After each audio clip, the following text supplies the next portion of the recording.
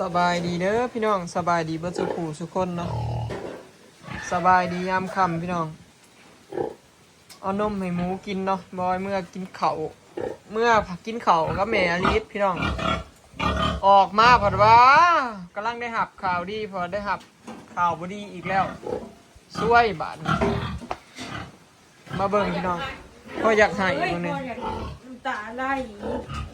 ตายตัวหนึ่ง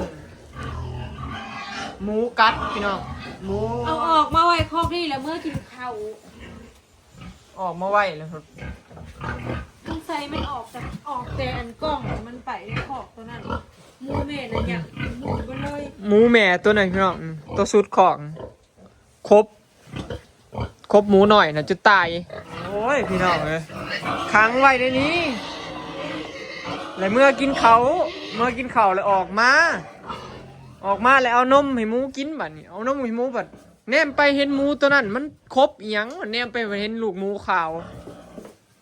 เพราะว่าไม่เบิ่งเพราะว่าครบจนตายควงขนาดพี่น้องหมูตัวกลางนะมันบ่ได้ครบได้แต่หมูตัวสุดนะควงแห้งเลย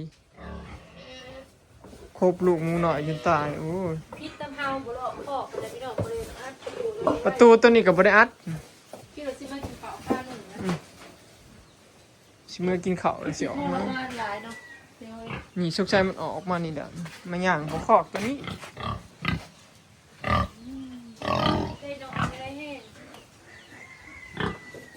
ได้หน่อยเท่าได้ก็หน่อยบ้าง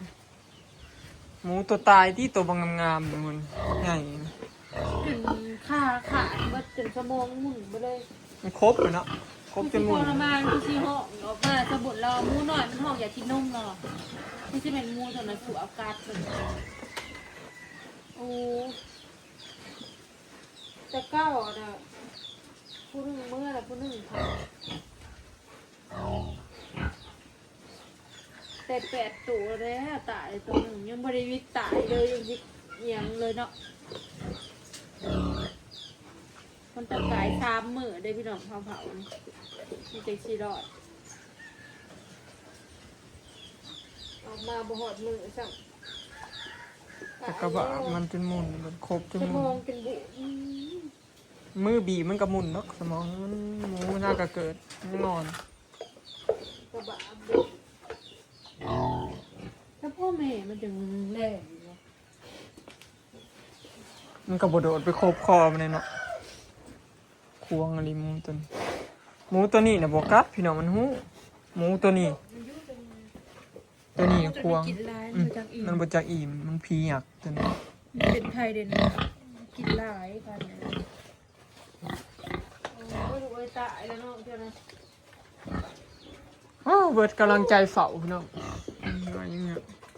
ไล่เลยลูกไปแล้วผมมีอันนี้มันกระโดด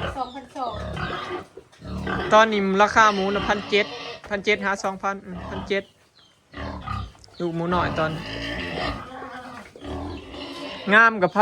2,000กันเนาะบ่งามกับ1,7003ว่าเขาถิ่มเงินไป1,700พุ่นแล้ว3ว่าเงินเฮีย1,700แต่ว่าถ้าราคาเป็นหมูคุณนะได้ตัว1,000เลยนี่ผัดหมูมันช่วงนี้ข้าวคุ้นนี่ได้ราคาแพงเลยพี่น้องมันมาตาย3หูยังได้หน่อย3มันเห็นกับเมื่อยทำคลอดหมูมันเจอนั่นนี่เฮ้งเมื่อยตื่มบานหมูเห็นกับบัวได้เนาะบริอาดไว้เนาะลืม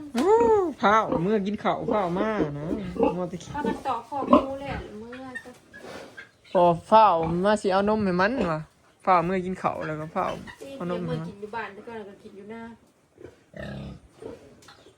เมื่อยเลยพี่น้องอร่อยแบบ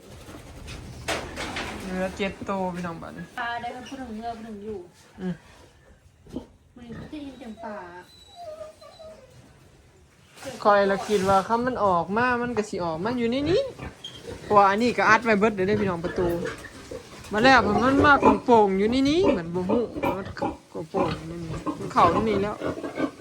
มันใช่มันสิย่างดุดหาแม่มันมานี่มันสิย่างเข้านี่เลยพอดีหมูตัวนี้ซะครบจนตายยามันนี่ได้แหละผมตั้งใจ ลูกจะอยู่นี่ลูกนี่ลูกอยู่นี่นี่ลูกอยู่นี่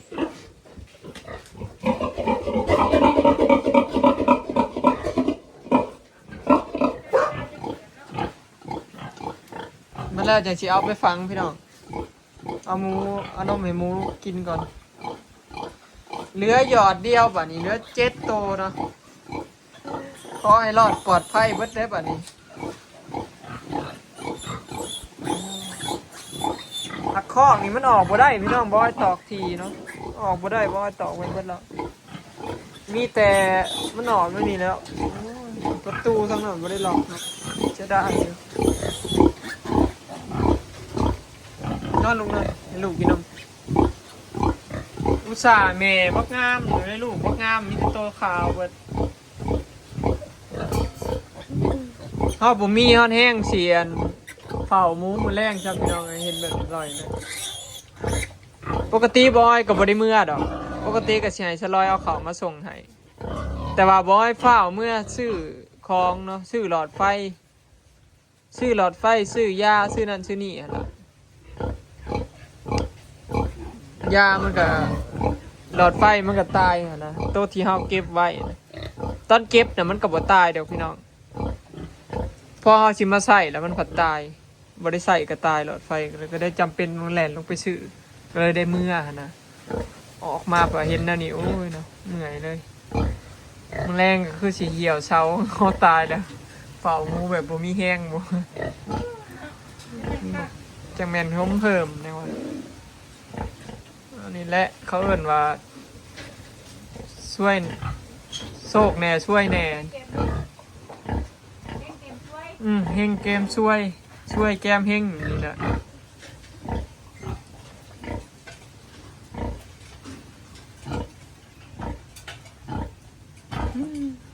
กะยามันเนาะพี่น้องถือว่าเฮาก็เฮ็ดได้แหละมันเป็นไปแล้วน้อยนักพี่น้องหมูบ่อยสิตายเนาะสลายกับที่มันตายกับมันบ่แข็งแรงมันสิอันนั้นแหละแต่ว่าหมูแข็งแรงนั่นนี่มาตายนั่นนี่ก็เลยแบบหดหูแน่น้อยนึงสงสารกับบาปมันนั่นล่ะเป็นหยันเฮาดูแลมันบ่ได้เอง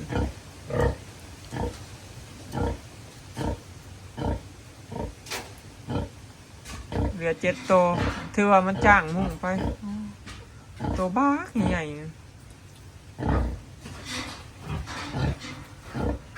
แรงบอยก็สิออกมานอนอยู่คอกหมูพี่น้องเฝ้าหมูเนาะกำหนดกับปกติกับขั้นอยากให้มันรอดดีลีก็3 มื้อแหละแต่ว่าบอยก็สิเฝ้าเบิ่งก่อนถ้าเกิดว่ามันแข็งแรงไว้ก็อาจสิ2 มื้อสินะมื้อหนึ่ง2 มื้อเบิ่งตามหมูนะพี่น้องแต่ว่าออกมารอบนี้มันสมบูรณ์เด้บ่มีตัวใดแบบบ่มีตัวใดขาเป็นนั่นเป็นนี่เด้มีแต่โตแข็งแห้งเบิดเนาะมีแต่แบบใหญ่ไว้แข็งแห้งแบบบ่มีสุดก่อนยังว่ามัน14โตแล้วมันมีโตแบบพิการนี่โตขาป่วยขาปีมันบ่เต็มมันแบบเขาบ่ครบ32แต่ว่ารอบนี้ถือว่าโอเคเนาะมันออกมาแบบแข็งแห้งเบิดสุดโตคือสิรอดเบิดสุดโตแหละพี่น้องบ้านนี้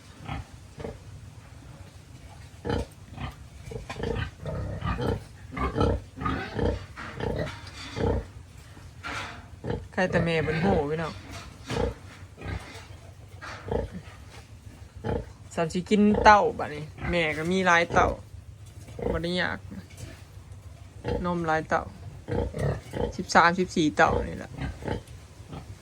ลูกก็ได้8 โตนี่คือแบบยังสามสิกินได้ลูกหลายก็บ่ดีพี่น้องมันเกินเต้าแล้วมันก็ตายคือเก่าคัดเกินไปสมมุติเต้านมมี12-13นี่สิคันหมูได้14-15ไปนึงก็ถือมันก็ตายคือเก่าเด้เปอร์เซ็นต์รอดยากส่วนหลายบ่ค่อยรอดเนาะที่นมคันหมูที่มันบ่ได้กินนมแม่มันยากสิรอดคันรอดกระจอยก็จ่องกระแจงแบบบ่เป็นตาเอาพี่น้องบ่ใหญ่จักเถื่อมันลั่งเขาเอิ้นมันลั่งเนาะรอดก็รอดแบบกังปองแกงแป้งนั่นแหละ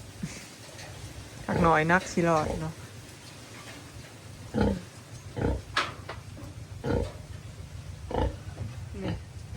น่ารักไหมหมูน่ารักน่าชังไหมกำลังดูดนมจุดๆเลยตัดเขียวตัดหางเรียบร้อยพี่น้องตัดสีแดงเรียบร้อยหางบอยก็ตัดให้แล้วบอยบ่ค่อยตัดยาวหรอกตัดยาวไรกับมันไหลแหนกัดหางกันตัดสันนี่มันก็สิดีกว่าเพราะมันสิอ้วนกว่าตัวใดหางกิดๆแห้งอ้วนโอ้ยอันนี้แล้วพี่น้องของขวัญวันเกิดบอยปีนี้กันนี่แหละนี่ซุ่ม8 โต 7 โตนี่ปีนี้วันเกิดปีนี้ได้เฝ้าหมู ได้ของขวัญจากหมู ได้ของขวัญจากนางเฮงๆได้ลูกมือเป๊ะเลย เกิดวันเดียวกันเลยบ้านกำลังได้ครับข่าวเฮงกำลังดีใจเพราะหมูมันตายบ้านนี้โอ้พออยากให้น้องพี่น้องมันโหดหูเด้ถ้าเรามันตายแบบอื่นบ่อยกับปูป้านใดได้บ่คิดร้ายบ่นั่นอันนี้มาตายแบบนี้สงสารกระบาปมันนะเนาะพี่น้องมาได้ตายแบบโรคตายภัยเนี่ยมาตายยันแบบหมูกัดหมูสวนมันโอ้หมูมันยังหน่อยมันถ้าก็เกิดยังอ่อนเบิดพี่น้องอย่างก็บ่ได้แข็งได้แขนขานี่ก็ยังอ่อนๆนี่นะอ่อนๆมือหักไปกับไปแขนขานี่ก็น้อยหนึงก็หักเดี๋ยวนมให้ลูกเพิ่นเอาลูกเพิ่นกินนมแล้วเดี๋ยวสิเอาไปฟังพี่น้องแม่รีดอยู่เนาะผมเนาะเป็นกวดขี้โมออกคนขี้โมออกไปเมียนไปตากบอยกับฝ่ามูอยู่ในมึงในมาใหม่เฮ้ย ลูกงามหนึ่งจักแหนงจักหนอมันซุ่มแล้วมันออกตลอดดิเนาะมันแทบมันบอกเลยเนาะเบิ้ลยำมาตัดมันเลยเอาขี้แกะมาใส่แล้วมันขุดมีแนวปกสุ่มมันไว้แล้วมันออกดิแต่แก้เห็ดขมูเลยเนาะนี่เมย์ปลูกซองเกาะนี่เนาะน้ำไม้นี่น้ำไม้กินชุ่มกันน้ำไม้เยอะเนาะเดี๋ยวเต็มอยู่ชุ่มเลยซ้อนเนาะงามมันมีฝุ่นกี่โมงกดเนอะใช่ค่ะเอาไปไว้บุกออกไว้ไก่สะพี่น้องเขากวดไว้แล้วเขาบอกเอาไปเลยนี่แล้วโยกไปไว้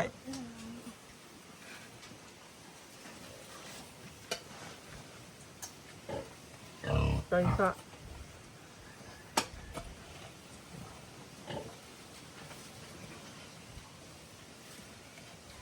เลี้ยงหมูกับบุเมนง่ายพี่น้องจะได้เงิน1,700บ่ตัวละ1,700เพื่อจะได้เงินแต่ละบาทบอยทั้งแบกทั้งหามทั้งซ้อมแถมเสียเวลาปัวอีกได้หมูตัวนี้นะมันหมดลูกมันบดีไหมมันชมบติดปัวรอบแรกกับเบิดเงินเท่าไร500-600นี่แหละรอบ2แล้วบอยปัวเองบัดจังได้ติดเอาไปเสียเวลาไป2-3 เดือนหมดแล้วเสียเวลาไปประมาณเดือนปลายจังได้ชมหมูตัวนี้บอยปัวกับประมาณเกือบเดือนนี่แหละแต่ข้าเจ้าปัวให้กับมันเกือบเดือนก็เกือบ2 เดือนพอเลยกลัวที่ได้ลูกหมูตัวนี้นะเกือบ2 เดือนพี่น้องบอยใส่เวลาในการปัวรอบแรกนะให้ข้าเจ้าปัวให้เนาะฟาร์มที่ข้าเจ้าผสมให้แล้วพี่น้องปัวให้แล้วเอามาสมแล้วเพราะว่ามื้ออื่นมาผมเป็นปอดขึ้นนอนปอดขึ้นแล้วหายใจบ่ออกบอยก็ฉีดยาปัวปอดอีกเพื่อที่เศร้าปัวปอดแล้วก็ไปสมอีกรอบ2บ่ติดไปบ่ติดแล้วก็ปัวมาอีกบัดใช้เวลาเป็นเดือนปัวกว่าสิได้สมได้8 โตนี่ก็เกือบ2 เดือนเต็มๆจึงได้ลูกหมูนี่เนาะมาพามาตายตื่นอีกโอ้เบิดกำลังใจไปอีกยามันสู่เอาไหมสู่เอาไหมขอให้เฮงๆเด้อบัดนี้ขอให้ มีแนวเฮงแล้วก็มีแนวช่วยแล้วก็ให้มันเบิดไปได้บัดนี้เนาะแนวช่วยก็ให้มันเบิดไปนำตัวเมื่อกี้ได้อย่าให้มีช่วยอีกเดี๋ยวบัด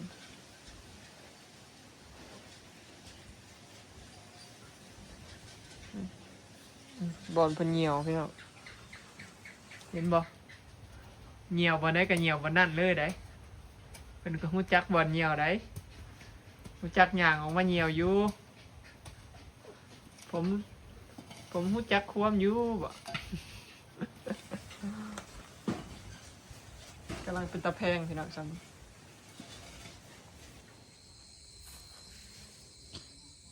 มันก็เข้ามาตนาทำมืดตื่นตา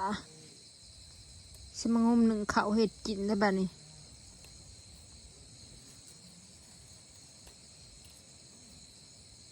ขั้นได้หมูได้ยากพี่น้องเก็บหอมปอมพักไอ้ข่อย กำลังใหญ่พักเคลไว้ต้มใส่ข้าวให้อลิสพี่น้องบ่งเมื่อถ้าได้ออกไปบ่งซ้ำมันอยู่ในห่มแล้วมันเหี่ยวหนึ่งเข่าขม่าก็หนึ่งเข่า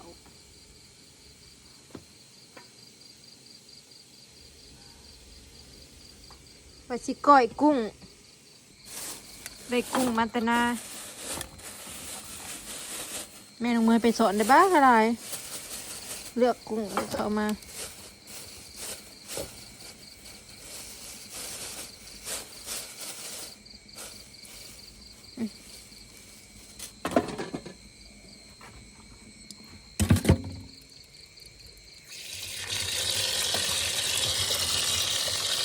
เลือกแล้วอะไรนี่มาล้างใหม่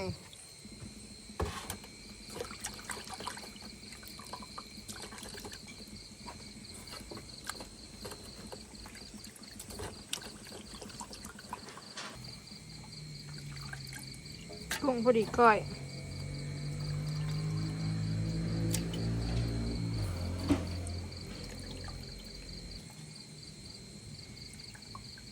สิก้อยกุ้งเลยแหละซุยแม่กินเนาะแล้วก็สิเตรียมเครื่องออกไปให้เบ้าอ้อยนอนเฝ้าหมูเด้เตรียมผ้าห่มเตรียมเปะแต่เพิ่นสินอน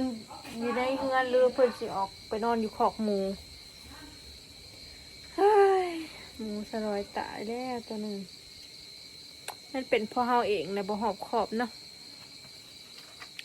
ค่อยจะได้ใส่แว่นแหละพี่น้อง